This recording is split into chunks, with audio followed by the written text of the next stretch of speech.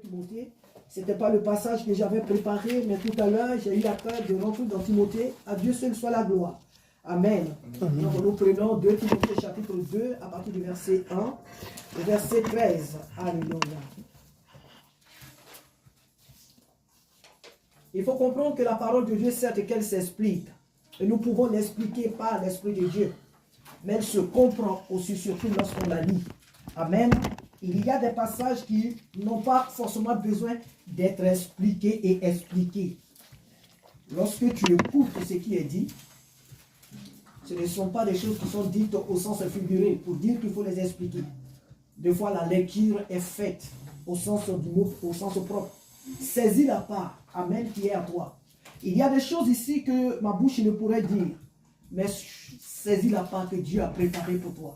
Ouvre ton esprit et il va te parler. Ouvre ton cœur à l'Esprit de Dieu, il te dira la part qui est réservée. Alors nous lisons ce matin. Amen. 2 Timothée chapitre 2 à partir du verset 1 jusqu'au verset 13, j'ai lu. Toi donc, mon enfant, fortifie-toi dans la grâce qui est en Jésus-Christ.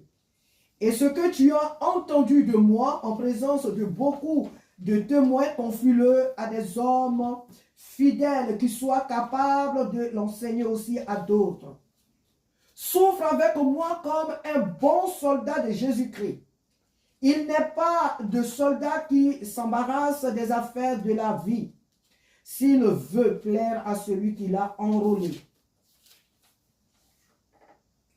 Et l'athlète n'est pas couronné s'il n'a pas combattu suivant les règles.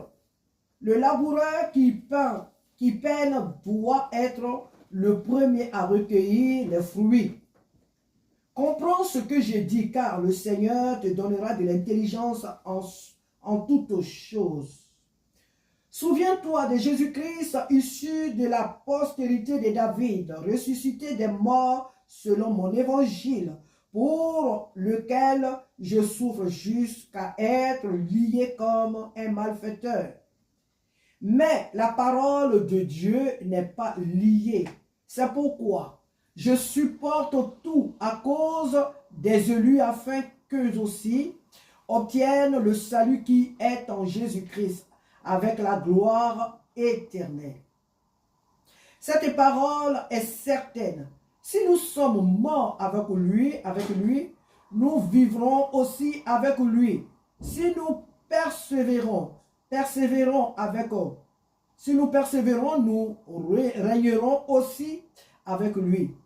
Si nous le renions, lui aussi nous régnera. Si nous sommes infidèles, il demeure, pas qu'il demeurera, il demeure fidèle car il ne peut se renier lui-même. Amen. Merci Seigneur. Alors ici, nous lisons les épîtres de Paul à Timothée. C'est Paul qui a écrit à son fils spirituel Timothée. Et il lui apporte cette exhortation pour l'encourager, pour le fortifier. Il dit, toi donc mon enfant. Toi donc mon enfant. Il faut comprendre déjà que Timothée avait déjà connu l'évangile parce que lorsque nous lisons les premiers épîtres, la Bible va nous dire que Timothée avait une grand-mère. Timothée a été certainement adopté par sa grand-mère. Donc Timothée, cette grand-mère connaissait la parole de Dieu. Timothée avait été nourri de la parole de Dieu. Mais l'encadrement, Paul fut l'encadrement. Parce qu'il ne suffit pas de dire que j'ai accepté Jésus. Tu as accepté Jésus. Mais il te faut des personnes pour t'encadrer. Il ne suffit pas de dire que j'ai planté des graines ou j'ai planté telle chose. Il faut l'arroser pour qu'elle puisse croître. Donc Timothée, connaissant la parole de Dieu, mais en tant que jeune homme, il n'avait pas cette profondeur de la parole de Dieu. Il n'avait pas toutes les facettes vraiment de la vie chrétienne. Il a fallu qu'il y ait Paul pour l'enseigner, pour l'encadrer, pour l'encourager, pour lui montrer ce qu'est la vie chrétienne. Ce que c'est que de marcher avec Jésus-Christ. Il a fallu l'apôtre Paul pour lui faire comprendre que la vie chrétienne, ce n'est pas une vie à la je m'en fous. C'est une vie de certitude. C'est une vie de persévérance. C'est une vie de paix, c'est une vie de joie, mais aussi une vie d'épreuves, de difficultés. Une vie aussi de larmes. Une vie où tout le monde peut aussi t'abandonner. Une vie, donc je dirais, une vie de solitude. C'est pourquoi il le dit. Il ne dit pas vous, parce que l'apôtre Paul a plusieurs enfants spirituels. Mais il va indexer Timothée. Il va parler à Timothée d'une manière particulière. Ici, ce matin, le Saint-Esprit me parle d'une manière particulière, à toi, d'une manière particulière. Quand bien même que nous sommes ce matin, 7 personnes en ce lieu, Dieu t'indexe, Dieu te parle à toi d'une manière particulière. Il te dit, toi donc, mon enfant, toi donc, mon enfant, fortifie-toi dans la grâce qui est en Jésus-Christ. Non, ne fais pas de cette grâce-là une liberté. Tout m'est permis, tout m'est utile. Non, ne fais pas de cette grâce-là. Que certaines dans l'église, oui, on a la grâce. Oui, maintenant on n'est plus sous la loi, on a la grâce. Et donc ils prennent cette grâce-là pour faire n'importe quoi. S'habiller n'importe comment. Marcher n'importe comment. En un mot, vivre la vie chrétienne n'importe comment. Une vie qui n'est pas différente de celle du monde. Il dit, fortifie-toi dans la grâce qui est en Jésus-Christ. Non, ne te fortifie pas dans la nourriture, dans le bavardage, dans les calomnies, dans les médisances, dans la télévision, les choses qui se passent dans ton téléphone, sur les réseaux sociaux. Non. Fortifie-toi dans la grâce qui est en Jésus-Christ. Il dit, est-ce que tu as entendu de moi en présence de beaucoup de témoins? Et ce que tu as entendu de moi en présence de beaucoup de témoins.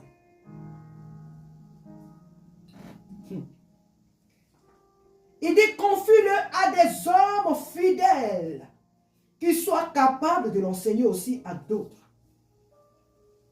Ici, l'apôtre Paul est en train de former Timothée à ne pas confier des responsabilités à n'importe qui, n'importe comment. Il dit ce que tu as entendu de moi. En un mot, le témoignage, la vie que je mène, moi, Paul, ce que tu as vu de moi. Il y a l'enseignement, c'est vrai, mais mon témoignage, ce que je vis, comment je marche avec Jésus-Christ. Mon témoignage que tu entends aussi au dehors, ce que tu as vu de moi, ce que tu as entendu de moi, en présence de beaucoup de témoins, lorsque j'enseignais la parole de Dieu, Timothée, ce que tu as reçu de moi, transmets-le à des personnes mûres, à des personnes responsables, capables aussi de l'enseigner à d'autres. Donc la parole de Dieu est une question de transmission. On n'a pas reçu Jésus, nous on a reçu Jésus, on est sauvés, et puis la vie chrétienne ça s'arrête là. Il y a des gens qui sont là dans le marché qui meurent. Il y a des gens autour de nous qui meurent. Il y a des gens dans des hôpitaux qui meurent. Combien de chrétiens se déploient pour aller dans les hôpitaux pour prier pour les malades? Combien de chrétiens qui se déploient pour aller dans les prisons pour annoncer l'évangile? On voit tout cela, surtout aux États-Unis d'Amérique, mais c'est possible ici en France. C'est vrai que nous ici, on a essayé. On l'a fait, c'est vrai. On n'est pas allé seulement dans les prisons parce qu'on a eu beaucoup d'obstacles. On a eu des oppositions. Et comme Dieu n'oblige personne, on n'a pas voulu forcer. On ne peut pas forcer, on ne peut pas désobéir aux autorités pour dire qu'on va obligatoirement faire les choses. Voilà pourquoi. Mais la vision première dans cette œuvre, ce n'est pas le fait de s'arrêter dans ces 4 murs où on se rejoint chaque fois les mêmes, là on prie, puis on se sépare, non. C'est d'aller dans la ville de Meaux pour transmettre la parole de Dieu. Donner la parole de Dieu aux âmes perdues. Alors il dit, ce que tu as entendu de moi, enseigne-le à d'autres personnes qui soient capables de la transmettre, de l'enseigner aussi à d'autres personnes. Pas des personnes qui ont reçu l'évangile et qui la gardent pour elles seules. Qui gardent la parole de Dieu. Ah, la vie chrétienne, c'est une vie personnelle. Ah, la vie chrétienne, c'est une histoire de cœur. Ah, la parole de Dieu, être chrétien, c'est une affaire de cœur. Oh non, mon frère, ma soeur, c'est vrai que c'est une histoire de cœur. Mais la vie chrétienne, c'est une vie qui se transmet, qui se communique.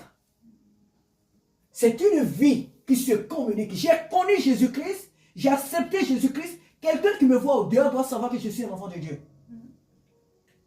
Quelqu'un qui marche avec moi doit savoir que je suis un enfant de Dieu. Celui qui est avec moi doit avoir le témoignage de qui je suis. Ce n'est pas une vie de peut-être. Hein?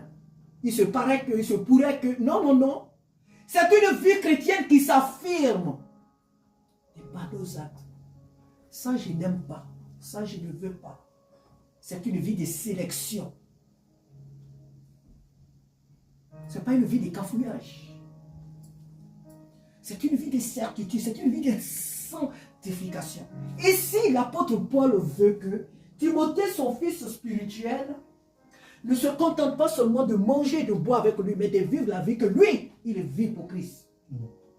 Il veut que Timothée soit imprégné de sa consécration à lui, Paul. Comment il s'est consacré, comment il a tout abandonné pour se consacrer à Dieu, à son maître Jésus. Il veut que Timothée soit un jeune homme consacré. Voilà pourquoi il parle de la grâce. Parce que lorsque on est réellement consacré à Jésus, on ne perd rien. Au contraire, on gagne tout. La grâce vous fait gagner beaucoup de choses. Le chrétien n'a pas compris qu'il court pour des miettes. Alors que Dieu lui a donné grand, Dieu lui a donné beaucoup de choses. Nous courons pour des miettes. Alors que Dieu nous a donné des grandes choses. Nous perdons notre temps pour des miettes. Alors que Dieu nous a remplis de beaucoup de choses. Dieu nous a chargés de beaucoup de biens. Ce que tu as vu de moi, enseigne-le à des personnes, pas des personnes vacillantes, pas des personnes incertaines, pas des personnes immatures, mais des personnes faites, des personnes mûres dans le Seigneur. Pas des personnes que lorsqu'il y a un petit vent qui souffle dans la maison de Dieu, tout le monde fuit. On a dans ces temps un frère, on dit, voilà l'état de l'église aujourd'hui, frère. On a un frère, un homme de Dieu, on l'accuse d'avoir tué sa femme. On l'accuse, on dit que oui, c'est lui qui a tué sa femme. Imaginez dans cette histoire combien de personnes déjà dans son propre, dans son église même déjà qui ont baissé les bras. Et à travers l'église dans le monde entier qui le connaissent, il faut imaginer des personnes à cause de lui qui ont baissé. Or, cela ne devait pas être le cas. Lorsque un membre parmi nous a fait quelque chose, même si c'était vrai, c'est à nous, non seulement de le couvrir, mais c'est à nous de prier pour ne pas que la même chose se répète ailleurs. C'est à nous de le porter dans la prière. Mais c'est l'Église qui le diffame. Et c'est sur son dos que beaucoup gagnent des sous sur les réseaux sociaux. On fait telle vidéo, l'autre pense dire la vérité, l'autre croit dire la vraie version des faits. Or, nul n'était dans leur intimité. Qu'est-ce qui prouve que ce qu'ils sont en train de dire, c'est la vérité? Mais les personnes qui osent plus de temps, ce sont des chrétiens. Celles qui se disent qu'elles sont des chrétiennes, ce sont elles qui osent plus le temps sur les réseaux sociaux. Ce que tu as appris de moi, enseigne-le à des personnes capables de l'enseigner aussi aux autres. Enseigne-le à des personnes mûres. À des personnes qui ne prennent pas la porte lorsqu'un petit vent souffle dans la maison de Dieu. Même si on te dit que ton leader est tombé dans un péché quelconque, tu ne fuis pas. Tu n'abandonnes pas le Seigneur à cause de lui ou à cause d'elle. Parce que ton salut n'est pas rattaché à un homme, mais à celui qui t'a sauvé. Ton salut n'est pas rattaché à un être humain, mais à celui qui t'a sauvé, à celui qui est mort à Golgotha pour toi. Qu'est-ce que Jésus-Christ t'a enseigné toi? Ici, l'apôtre Paul, ce matin, pour nous, c'est la personne de Jésus-Christ. Qu'est-ce que Jésus nous a enseigné? Qu'est-ce qu'on a vu de Jésus? Qu'est-ce que Jésus nous a dit pour que nous aussi, à notre tour, nous puissions le dire aux autres, qu'eux aussi soient capables de le dire aux autres? Qu'est-ce qu'on a appris de Jésus? Qu'est-ce que Jésus nous a dit? Jésus t'a dit quoi? Le jour où tu l'as accepté, tu marches avec lui. Qu'est-ce qu'il t'a dit? Quel est le message que le Seigneur t'a donné? Tous les jours, quand tu médites la parole de Dieu, qu'est-ce que Jésus t'a dit? Qu'est-ce qu'il t'a montré? Qu'est-ce qu'il t'a dit de la vie chrétienne? Dans ta marche avec lui, quel est le message que Jésus t'a donné? Quel est le message que Jésus t'a donné? Nous, on est dans des pays où on ouvre la Bible grandement, on la médite, on la lit. Il y a des pays où tu ne peux pas avoir la Bible tranquillement dans les mains. Jamais. C'est pourquoi certains chrétiens, dans ces pays de persécution, ils déchirent une partie de la Bible qui leur édifie et ils le cachent ça sur eux. Un petit passage, ils déchirent et puis ils en sortent pas toute la, parce qu'avec toute la Bible, ils vont être égorgés. Donc, ils déchirent un petit passage et c'est avec ça qu'ils mènent leur vie chrétienne. Une vie de sanctification, une vie d'un véritable enfant de Dieu. C'est avec ça qu'ils avancent avec le Seigneur. Ils ne lisent pas toute la Bible. Mais toi et moi, nous la méditons jour et nuit. Il dit, et ce que tu as entendu de moi en présence de beaucoup de témoins, confie-le à des hommes fidèles. Des hommes fidèles. La fidélité. Notre Dieu est fidèle. Est-ce que tu es fidèle, toi? Est-ce que moi, je suis fidèle? On ne parle pas d'une fidélité que je viens toujours à l'église. Je viens toujours à l'église. Ce n'est pas ça la fidélité devant Dieu. Beaucoup de personnes viennent tous les jours à l'église et ils vont en enfer. Beaucoup de personnes sont là, toutes les réunions à l'église, elles iront en enfer. La fidélité, c'est quoi? C'est ce que le Seigneur te demande de faire. Est-ce que tu le fais? C'est ce à quoi le Seigneur t'a appelé. Amen. Le ministère qu'il t'a donné, la charge qu'il t'a donnée. Le Seigneur t'a peut-être dit que toi, tu n'es pas fait pour prêcher à l'église. Ce n'est pas ta place d'être sur la chair. Mais tu dois aller évangéliser. Tu dois aller au dehors pour amener des âmes à moi. C'est la mission. Même si cette mission est à toute l'église. Mais il y a des personnes qui sont, moi je le dis parce qu'on a connu un frère comme ça, il y a des personnes quand elles vont dehors pour dire à quelqu'un Jésus t'aime, là, tu ne résistes pas, tu viens. Là où moi je vais aller, je vais parler à la personne 2 ou 3 fois. On a le même Saint-Esprit, mais il œuvre de manière différente par nous, au travers de nous. Donc, est-ce que ce qu'il t'a dit de faire, c'est ce que tu es en train de faire? Où est-ce que tu es? Que fais-tu? C'est ça la fidélité. Dieu m'a dit que c'est moi qui balaye sa maison. Je sais que je balaye. Je suis là, je balaye la maison de Dieu. Là où les gens viennent prier, c'est moi qui mets de l'ordre. Dieu m'a dit, sois à la porte pour faire rentrer les gens, pour les faire soir. Mais c'est ce que j'ai fait. Donc, être fidèle, c'est être à son poste. Être fidèle, c'est être là où Dieu nous a mis. Quoi qu'il advienne, je suis là. Quoi que les gens disent de moi, je suis à mon poste. C'est ça la fidélité. Qu'il pleuve ou qu'il neige, je suis là où Dieu m'a établi. C'est ça la fidélité. Et ce que je le fais avec crainte, avec amour, dans la sanctification, pas avec murmure, pas avec gémissement. Parce que je ne le fais pas pour quelqu'un. Je le fais pour celui qui m'a appelé. Je le fais pour celui qui m'a établi. Parce que lui-même, il est fidèle. Ce que tu as vu de moi, moi Jésus-Christ, je suis fidèle. Moi, je suis saint. Moi, je suis le pardon. Moi, je suis amour. Moi, Jésus, j'ai fait des miracles. Moi, Jésus, j'ai fait des prodiges.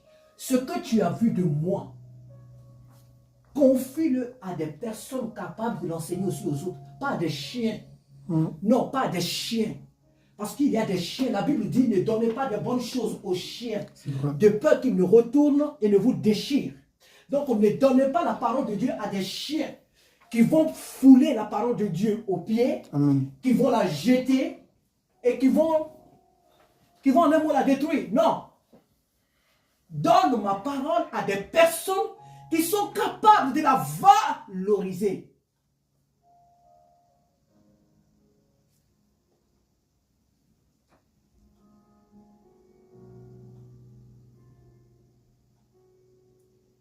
Il est en présence de beaucoup de fidèles qui soient capables de l'enseigner aussi à d'autres.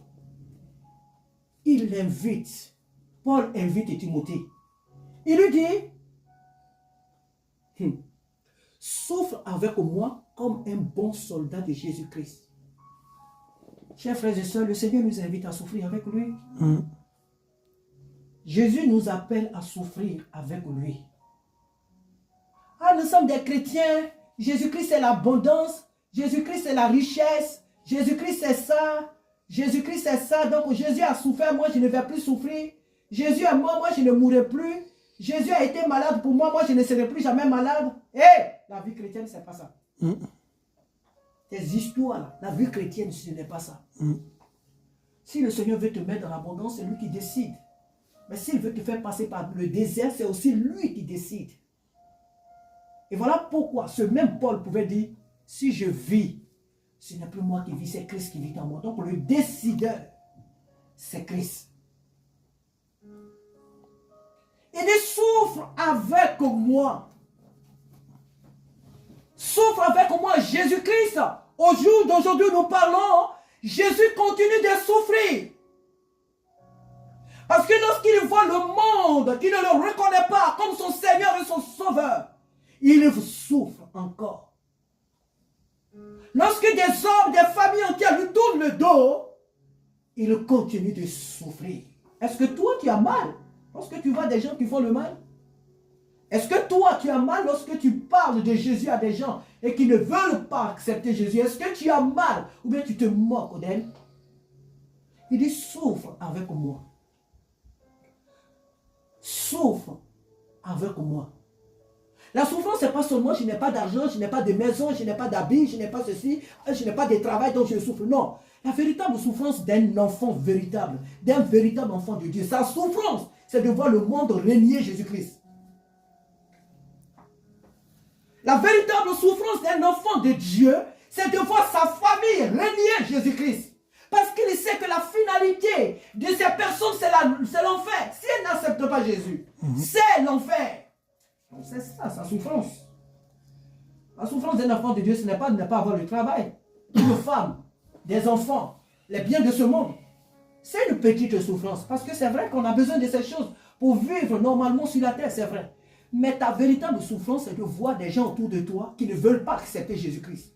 Parce que tu sais que ces personnes, leur finalité sera l'enfer si elles n'acceptent pas Jésus. Donc au-dedans de toi, tu souffres. Tu les vois vivre comme des animaux. Tu les vois vivre comme des personnes sans propriétaire, sans Dieu. C'est ça ta véritable souffrance. Et le Seigneur nous invite ce matin, toi et moi, à souffrir avec lui. Il dit comme un bon soldat de Jésus-Christ, il n'est pas de soldat qui s'embarrasse des affaires s'il veut plaire à celui qui l'a enrôlé. Et l'athlète n'est pas couronné s'il n'a pas combattu suivant les règles. Telle personne meurt, chrétien meurt ici, on dit, oh, il a combattu le bon combat. Il a combattu le bon combat. Quand on fouille après lui, c'est pas ce que les gens ont prêché sur lui. Parce que toi et moi, au jour d'aujourd'hui, si le Seigneur venait de nous prendre aujourd'hui, est-ce que les gens pourront dire de nous qu'on a combattu vraiment le bon combat? Ah, peut-être qu'ils vont prêcher, mais est-ce que tu es en âme et conscience, là où tu es, tu as réellement accepté Jésus? Est-ce que tu fais, toi et moi, faisons ce à quoi le Seigneur nous a appelés, ce que nous devons faire pour plaire vraiment au Seigneur? Est-ce que nous remplissons vraiment notre mission? Est-ce que nous accomplissons ce à quoi Dieu nous a appelés?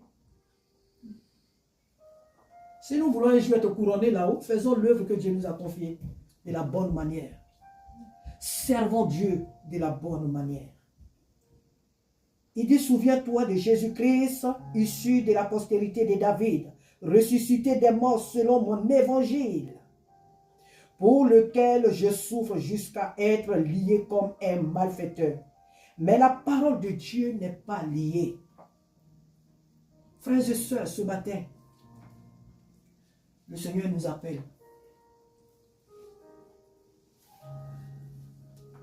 à être comme lui. Alléluia. Le Seigneur nous invite ce matin à lui ressembler, à vivre comme lui, à penser comme lui. Le Seigneur nous appelle à lui ressembler. Pas vivre notre vie chrétienne comme des insensés, parce que Jésus revient. La fidélité dans notre marche avec le Seigneur est la meilleure des choses que nous pouvons faire sur cette terre.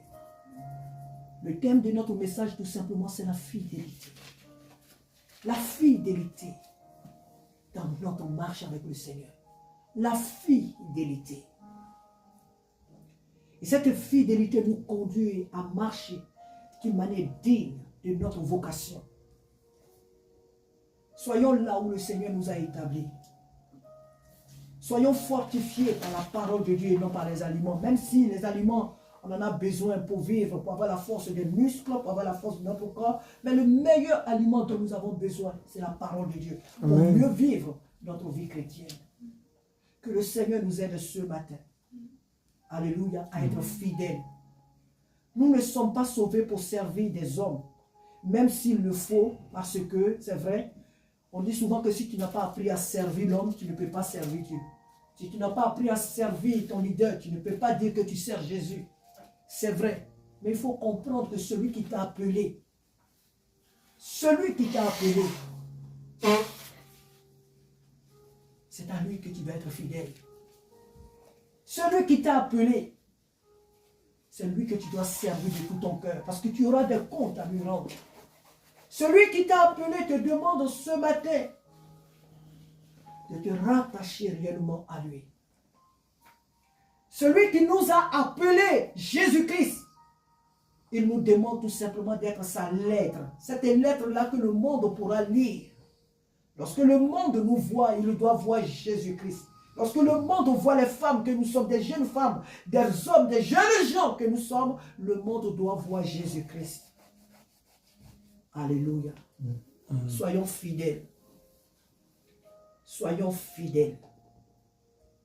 Soyons fortifiés dans la grâce qui nous a été faite en Jésus-Christ. Amen. Amen. Que Dieu soit béni.